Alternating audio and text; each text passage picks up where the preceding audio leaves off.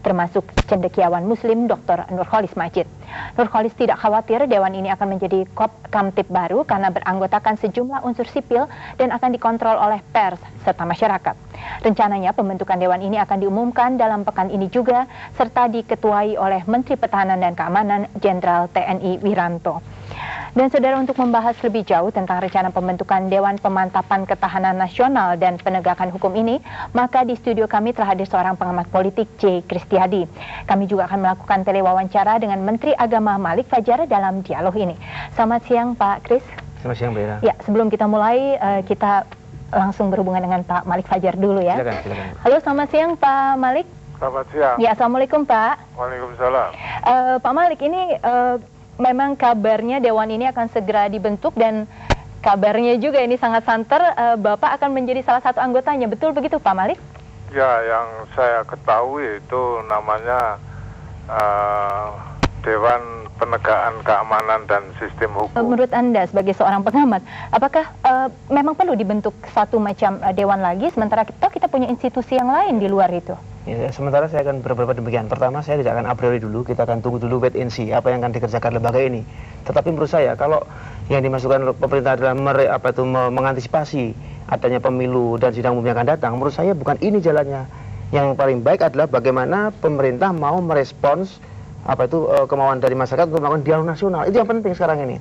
Bagaimana bahwa dialog nasional itu bisa dikembangkan dan mulai dari Ciganjur ditambah dari unsur-unsur yang lain sehingga memang lalu terjadi suatu kondisi politik yang memang memungkinkan terjadinya proses pemilihan umum yang lebih baik daripada membentuk semacam lembaga yang orang belum sudah curiga bahwa lembaga itu akan ada sesuatu di balik batu. Karena apa? Karena sekarang ini yang terjadi memang adanya semacam ketidakpercayaan masyarakat. Ada social distrust yang sangat tinggi sehingga memang apapun yang dikehendaki oleh pemerintah itu juga mendapatkan reaksi yang lebih dulu negatif daripada masyarakat. Tetapi pemerintah juga demikian. Apa yang disuarakan oleh masyarakat seakan-akan pemerintah menanggapi dengan sikap yang resisten.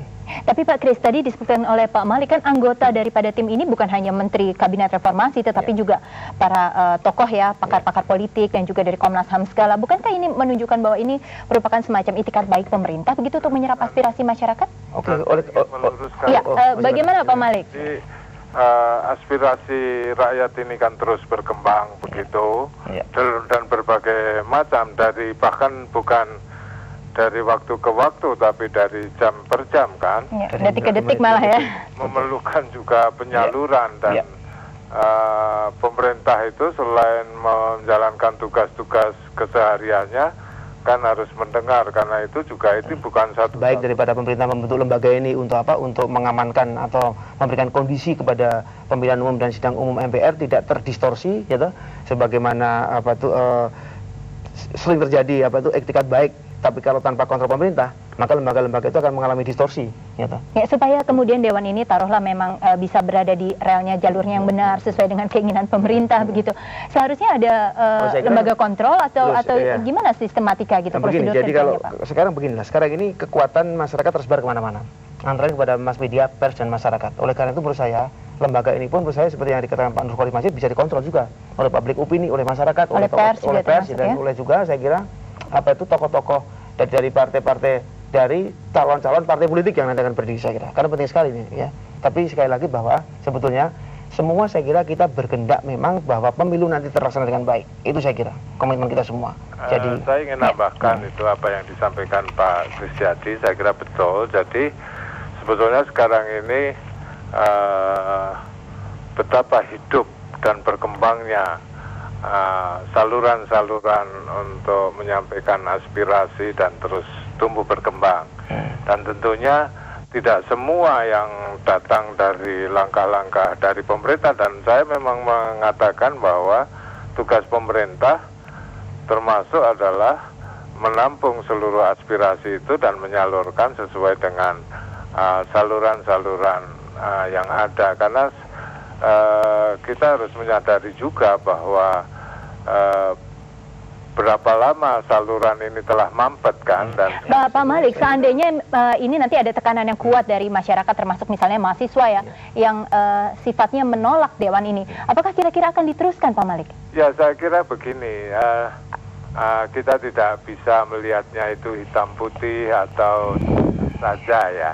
Jadi orang boleh saja berbeda pendapat, tapi tidak boleh memaksakan pendapatnya. Ini yang harus dikembangkan. Iya. Pak Kristiadi, ini menurut Anda sendiri bagaimana kemudian penerimaan masyarakat terhadap Dewan ini, walaupun misalnya kita berpikir lebih positif ya? Saya kira beginilah. Yang penting sekarang ini bahwa memang kita mau melihat bagaimana kiprah Dewan ini dulu.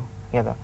Kalau memang nanti Dewan ini juga menyimpang daripada cita-cita dan maksud daripada didirikannya dan dibentuknya lembaga ini, saya kira akan banjir protes dari masyarakat. Dan sekarang ini memang saya kira juga tidak bisa lagi pemerintah mau berbuat sekehendak hati sendiri, karena begitu kuat arus tekanan kepada masyarakat kalau andai kata memang pemerintah akan tetap masih mempergunakan jurus-jurus lama, gitu. Nah, yang penting Mbak, saya kira sekarang ini juga saya katakan tadi bahwa bagaimana sebetulnya di dalam momen yang sangat kritikal sekarang ini, di mana sebetulnya konflik-konflik horizontal sudah merebak di mana-mana, gitu. Yang penting sekarang ini bagaimana kita semua mau berlatih untuk berdemokrasi, untuk tidak main mutlak-mutlakan, baik itu dalam masyarakat, tapi juga terlebih pemerintah. Jangan lagi memakai jurus-jurus lama yang juga membuat masyarakat curiga. Tapi juga saya ingin menginterupsi Pak Kristiadi. Jadi saya mendukung betul itu, tetapi juga harus dibarengi satu sikap dan etikat yang serba tulus, kemudian lebih dari kedua belah pihak tentunya Pak Malik ya. Berbagai pihak lah, dan jangan a priori nanti kita tidak produktif lagi. Saya kira kalau semua pejabat seperti Pak Malik Wajar, kita semua percaya Pak sekarang ini. Kalau semua seperti Bapak sekarang ini. Yang berikutnya saya kira ini peranan kaum cendekiawan, para pengamat, tentu saja ada kerjasama lah, kerjasama memberi kondisi yang menjanjikan ke masa depan ini. Jadi tidak, persoalannya bukan persoalan kalah menang atau membela siapa, tapi membela kepentingan bangsa dan negara. Jadi mungkin yang terpenting Pak Kristiadi saat ini melihat dari apa yang dituturkan oleh Pak Malik maupun Anda adalah kemudian transparansi dari pemerintah tentang apa sih Dewan ini, tugas-tugasnya, anggotanya juga seperti apa, begitu ya. Dan kalau misalnya kita tidak setuju ini, kemudian kita tentunya bisa menyalurkan yang berbuat sesuatu untuk bisa lebih meluruskan apa itu kerja lembaga ini. Tapi yang penting Mbak sekarang ini bahwa bagaimana pemilu nanti ini betul-betul pemilu yang menjadi awal daripada proses demokratisasi kita. Oke, baik. Penting sekali. Ya, terima kasih Pak Kristiadi atas informasi dan kehadirannya. Demikian juga Pak Malik, terima kasih atas informasinya. Selamat siang, Assalamualaikum. Selamat siang, waalaikumsalam.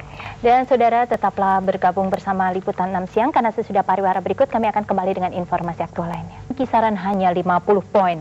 Sejak pembukaan pagi tadi hingga siang ini, penawaran tertinggi rupiah